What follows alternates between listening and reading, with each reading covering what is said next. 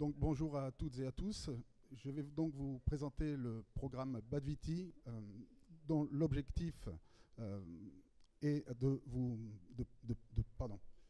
dont l'objectif est de présenter et d'essayer de déterminer dans quelle mesure les chauves-souris peuvent jouer un rôle en tant qu'auxiliaire dans le biocontrôle et le contrôle des populations des tordeuses de la grappe. Alors, quelles sont les questions qu'on s'est posées? Quelles sont les questions qui se posent? Les chauves-souris fréquentent-elles le vignoble? Si oui, ont-elles une activité de chasse? Si elles ont une activité de chasse, est-ce qu'elles consomment de l'eudémis et des tordeuses? Et également, au niveau de l'environnement et du paysage viticole, est-ce qu'il existe des caractéristiques, notamment sur la qualité et la composition des paysages, qui permettent de favoriser la fréquentation du vignoble par les chauves-souris? Et également, est-ce qu'il y a un effet de certaines pratiques agricoles et dans les pratiques agricoles et les caractéristiques du vignoble qui permettent également d'avoir un effet sur cette fréquentation du vignoble par les chauves-souris. Ce programme a été initié en 2016 et il se localise sur deux vignobles de la Nouvelle-Aquitaine, qui sont les vignobles de Duras et de Montbazillac, donc un vignoble en Lot-et-Garonne et un en Dordogne, qui sont à la fois très proches et finalement relativement différents en termes de paysage, avec un vignoble de Duras qui recouvre un territoire de 18 000 hectares, dont les vignes représentent environ 1500 hectares, donc un vignoble relativement dispersé, avec des habitats très variés, et un vignoble assez éclaté. Et le vignoble de Montbazillac, qui couvre un territoire de 6 000 hectares, et dont les vignes représentent 3 600 hectares, donc représentent plus de 50% du paysage. Au niveau des partenariats, concernant la biologie des chauves-souris et les études sur l'environnement, nous avons fait appel au Conservatoire des espaces naturels, qui est une association dont les missions principales sont la connaissance des milieux naturels, leur gestion, leur préservation et leur valorisation, qui ont apporté toute son expertise en chiroptérologie notamment. Les chambres d'agriculture de Dordogne et de Lot-et-Garonne ont apporté, elles, les connaissances sur les pratiques viticoles. Dans le cadre de ce programme, 40 exploitations ont participé ou participent.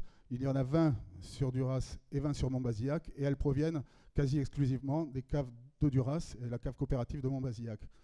La caisse de solidarité de prêt et mutuelle des vignerons de Duras a permis d'initier, de faire démarrer le projet. Et enfin, mais ça c'est une des particularités du programme, dans ce partenariat, il y a les collèges de Duras et de Bergerac. Car effectivement, c'est une des particularités de ce programme, c'est en fait de faire le lien à la fois entre le monde agricole et le milieu scolaire et le milieu pédagogique. Ça a été la rencontre de mondes, et finalement pour les élèves, c'est une richesse qui a pu se mettre en place, c'est d'étudier certains aspects et de venir voir en réel la concrétisation de leurs travaux. Donc il y a eu un projet effectivement Batman auprès des collégiens, que je vais détailler, et le projet Badviti proprement dit, qui lui donc a démarré cette année et sur une durée de 5 ans. Donc auprès des élèves, c'était le programme qui se dénommait Batman.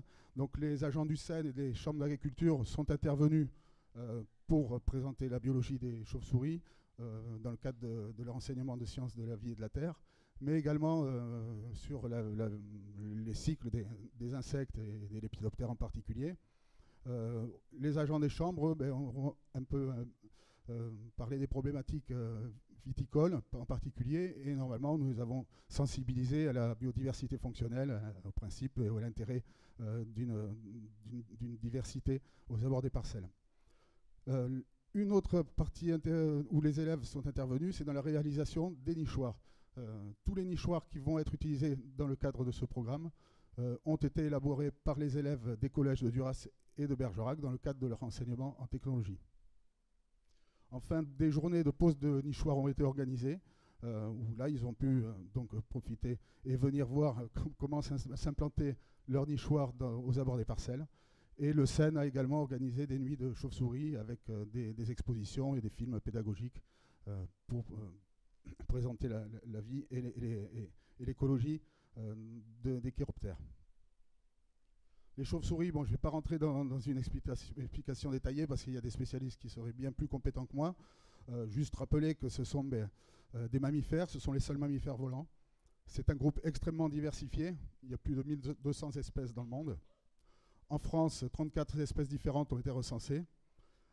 Alors, chaque espèce ou groupe d'espèces a des caractéristiques et des comportements qui sont relativement variés, mais ils partagent quand même un certain nombre de caractéristiques. Notamment leur chasse crépusculaire et nocturne et leur régime alimentaire insectivore, nourrice d'insectes mais également d'araignées. Un autre élément qu'ils partagent, c'est que ce sont des espèces qui se déplacent et qui en fait vont repérer leur proie et chasser par écholocation, par un système de radar. Ils vont émettre des ultrasons par leur bouche ou par leur nez selon les espèces et les collecter par les oreilles pour trouver leur proie et pouvoir la saisir. Et donc ce système d'écholocation est extrêmement énergivore, ce qui nécessite donc une grosse consommation de nourriture pour pouvoir gérer leur métabolisme. Un autre élément commun aux chauves-souris d'une manière générale, c'est les besoins pour se déplacer et se repérer dans l'espace et retrouver leur chemin et d'avoir des éléments paysagers et des structures du paysage bien établies, notamment tous les alignements d'arbres, les bordures de forêt, les haies. Ce sont des dispositifs qui les aident vraiment à se localiser, à se déplacer dans l'espace. Donc sur les actions qui ont été réalisées cette année dans le cadre de ce programme, il y a eu la pose de nichoirs. Donc sur les 40 exploitations participantes, chacune reçoit 3 nichoirs et les a positionnés aux abords de ses parcelles. Ces nichoirs sont de 4 types, qui varient suivant leur dimension, qui peuvent être leur largeur, leur hauteur, mais essentiellement l'ouverture, la fente d'ouverture, qui varie de 1,9 à 3 cm selon les types, ce qui a une importance sur les espèces qui peuvent être amenées à les fréquenter.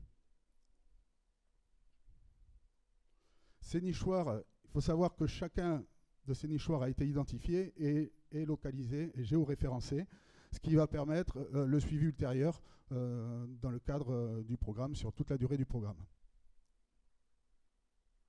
Une analyse paysagère a également été réalisée par le Conservatoire des espaces naturels. Et en fait, elle avait donc pour objectif de déterminer les points d'écoute, c'est-à-dire les endroits où les enregistrements de chauves-souris ont été réalisés cette année. Il a été déterminé 8 classes qui, en fonction d'éléments du paysage, de caractéristiques paysagères telles que les alignements d'arbres ou les points d'eau, qui sont des éléments très importants pour les chauves-souris, mais également on a pris en compte le mode de culture. Donc il y a 8 classes différentes en fonction de l'association de ces différents facteurs. Les enregistrements, donc on a eu sur ces 47 points d'écoute, un enregistrement nocturne par parcelle. Ils ont été réalisés à l'aide d'enregistreurs spécifiques, à savoir donc que les chauves-souris émettent des ultrasons. Ces micros positionnés au cœur des parcelles sont capables donc d'enregistrer tous les bruits et les ultrasons. Ils sont disposés à la tombée de la nuit et collectés le lendemain matin. La pose des enregistreurs a été réalisée durant le second vol de Démis, donc on était sur la période de fin juin sur Duras, et à Montbazillac les conditions étaient plus perturbées, donc on a dû décaler de quelques jours et s'arrêter les jours où il y avait des pluies abondantes. Donc toutes les données ont été collectées et sont en cours d'analyse. Donc quand même quelques résultats préliminaires. Donc chaque espèce de chauve-souris a ses propres fréquences, a son propre profil de fréquence d'ultrasons. Donc sur les 47 points d'écoute, des chauves-souris ont été enregistrés. Bon, à savoir qu'il y a quand même à peu près 100 mètres de possibilité d'enregistrement par ces enregistreurs. Mais les espèces les plus fréquentes qui ont été rencontrées dans les vignobles, il y a la pipistrelle commune, la sérotine commune, la pipistrelle de Cules et des noctules communes. À savoir également que des buzz de chasse, c'est-à-dire des profils d'enregistrement acoustique spécifiques à l'activité de chasse, ont été enregistrés sur un certain nombre de parcelles, et notamment pour 3 espèces, avec la pipistrelle de Kuhn, la pipistrelle commune et la barbastelle d'Europe. Bon, ces analyses acoustiques sont toujours en cours, hein, parce que c'est extrêmement chronophage, hein, c'est à l'aide de programmes, mais il y a quand même besoin effectivement aussi d'une expertise humaine. Hein. Donc les 47 enregistrements représentent des heures et des heures d'enregistrement à analyser. Un autre point du programme a été la prospection de colonies. Donc suite à une enquête qui a été diffusée par l'intermédiaire des écoles et des collèges, 80 sites chez des particuliers ou des viticulteurs ont été prospectés par les agents du Seine durant l'été. Sur ces 80 sites, 29 sites étaient occupés par des chauves-souris. Sur ces 29 colonies, 18 étaient des colonies de reproduction. Et dans ces 29 sites, 4 espèces ont été identifiées. Il y avait du petit rhinolophe dans 18 sites, de la pipistrelle commune, du murin de Daubenton, de l'oreillard gris. Et dans 5 sites, des pipistrelles ont été trouvées, mais la détermination au rang de l'espèce n'a pas été faisable. À partir des prospections des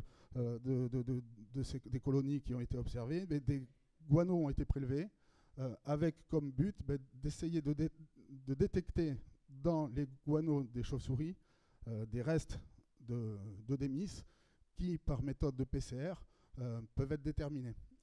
Et donc, ces prélèvements ont été réalisés par 8 sites et ces prélèvements ont été transmis à l'UMR SAFE de Bordeaux et ils ont été analysés partiellement parce qu'on sait qu'il y a des ADN d'arthropodes dans l'ensemble des échantillons. Bon, mais c'est à peu près normal vu que c'est leur régime alimentaire. Par contre, la détermination des espèces, de la présence d'eudémis ne pourra être réalisée que courant mars.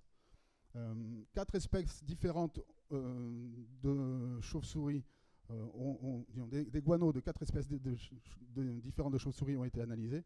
Il s'agissait de la pipistrelle commune, du petit rhinolophe, du murin de Daubenton et des minioptères de Schreiber. À savoir que le minioptère de Schreiber était présent dans une grotte naturelle qui est en limite de zone, sur l'appellation de Montbazillac.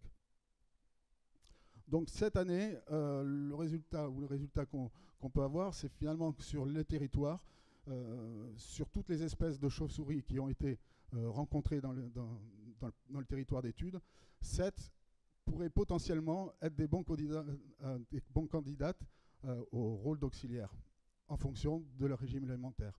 Donc on a un premier groupe de 4 espèces dont le régime alimentaire est principalement des lépidoptères, donc des micro-lépidoptères, c'est-à-dire des papillons nocturnes essentiellement.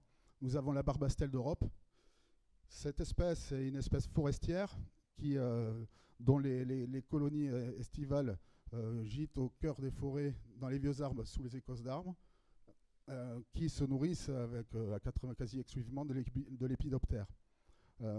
Et également, on sait dans la littérature qu'elles peuvent occuper les gîtes artificiels à condition que les orifices soient de l'ordre de 2,7 à 3 cm. Ensuite, on a 3 espèces, l'oreillard gris, le petit rhinolophe et le minioptère de Schreiber, qui, eux, dans la littérature, n'occupent pas ou très rarement des gîtes artificiels. L'oreillard gris est anthropophile, il vit à proximité des habitations. Le petit rhinolophe, lui, il a besoin de grands espaces pour gîter l'été, donc plutôt des caves, des greniers ou des grottes.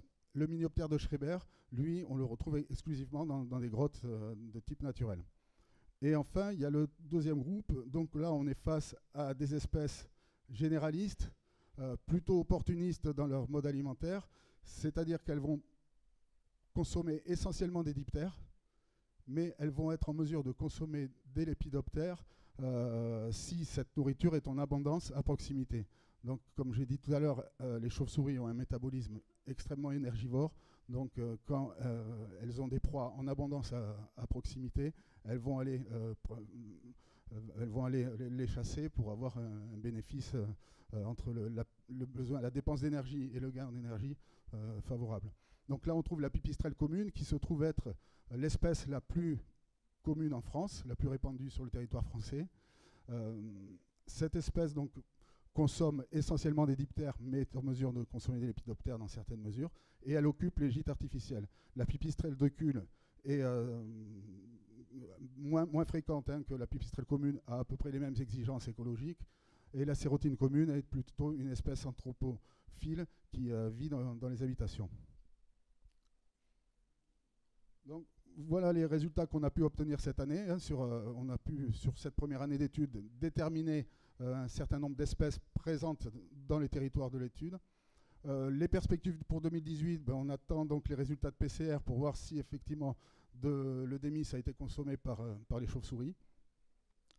Nous pensons pouvoir réaliser des croisements entre les résultats des études acoustiques et des caractéristiques culturelles et paysagères des parcelles du secteur, à savoir que nous avons relevé les pratiques culturelles des 40 exploitations, des 40 exploitants agricoles, notamment les écartements, la hauteur du palissage. Est-ce que la hauteur de palissage des vignes peut avoir un effet en tant qu'alignement pour la fréquentation des vignes? Peut-être une question qui a été soulevée. Les pratiques agricoles aussi, est-ce qu'elles peuvent avoir un impact sur la fréquentation des chauves-souris? Il est également prévu cette année une pose de nouveaux nichoirs. Les élèves en construisent d'autres. On va augmenter le nombre de nichoirs à disposition des 40 exploitations. Les nichoirs qui ont été mis en place, un suivi va être démarré pour voir leur occupation. S'ils sont occupés, oui, par quelle espèce? Et s'ils sont occupés, éventuellement prélever des guano pour analyse. La recherche de gîtes naturels va être, ou dans les habitats, dans le bâti, va être continuée pour essayer de connaître le mieux possible les populations de chiroptères sur les deux territoires. Et enfin, le CEN quand même réfléchit à une évolution des protocoles d'écoute, finalement réduire le nombre de parcelles où des écoutes vont être faites, mais en restant plusieurs nuits sur une même parcelle. Et enfin, éventuellement une réflexion sur la possibilité de capturer des chiroptères dans les parcelles par du personnel habilité et compétent, bien sûr. Donc voilà, ça c'était effectivement les travaux sur cette première année d'études. On est là sur 5 ans, donc parce qu'on sait que les gîtes artificiels ne sont pas occupés de la première année. Il leur faut un certain nombre de temps pour être occupés. Voilà. Et donc, bien sûr, nous tenons à remercier les élèves et les équipes pédagogiques des collèges de Duras et de Bergerac pour leur implication et leur intérêt pour le projet. Les viticulteurs partenaires et les caves de Duras et Montbazillac pour leur soutien logistique. Et les financeurs qui ont permis le démarrage de ce projet. Et ça a continué pendant 5 ans. Il s'agit de l'Agence de l'eau à Dour-Garonne, la région Nouvelle-Aquitaine, l'interprofession des vins de Bergerac Duras et la Fédération des vins de Bergerac et Duras. En vous remerciant de votre attention.